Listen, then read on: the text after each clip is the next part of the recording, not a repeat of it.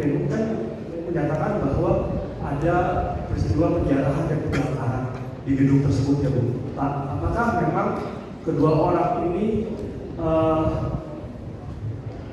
dari pemeriksaan CCTV yang ada di gedung tersebut, apakah memang terbukti masuk ke dalam gedung itu ataukah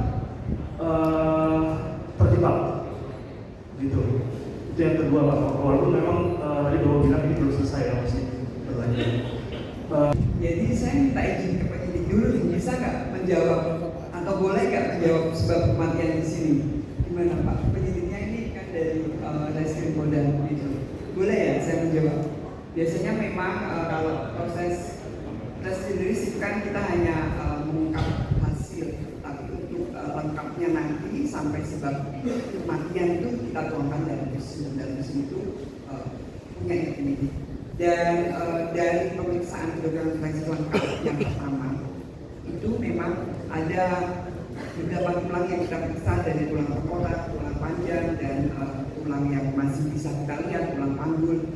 Memang di situ tidak ada kekerasan tumpul bikin dia cedera atau terjatuh atau jatuh seperti itu. Jadi memang kelihatan kalau dari sisa-sisanya organ dalam pun karena terbakar, sehingga kami bisa menulis atau menjelaskan sebab kematiannya karena terbakar. Dan yang kedua, memang tidak ditemukan yang lengkap, hanya sisa-sisa organ dalam yang terbakar dengan beberapa tulang tidak signifikan bisa dinilai rasanya, sehingga kami juga tidak bisa nanti menulis sebab kematian yang kedua karena hanya sisa-sisa organ dalam yang terbakar. Itu aja pertanyaan, jawaban dari saya. Terima kasih. Terima kasih Dok. Dari sudah untuk posisi almarhum Reno dan Farhan dari hasil penyelidikan oleh Ditreskrim Polda Metro Jaya, almarhum Reno dan Farhan adalah korban. Almarhum Reno dan Farhan adalah korban dari kebakaran yang terjadi di gedung ACC Kuitang Jakarta Pusat. Kemudian menjawab pertanyaan tentang alat komunikasi almarhum Farhan, ini kami dapat dari hasil pemeriksaan saksi yang meliputi kerabat dan teman dekat.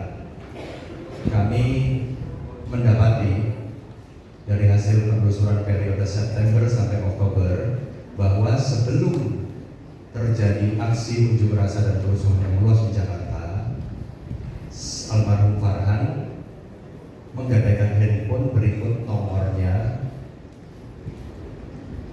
kepada saudara K dan W yang berlokasi tidak jauh dari domisili almarhum di kawasan Jakarta Utara.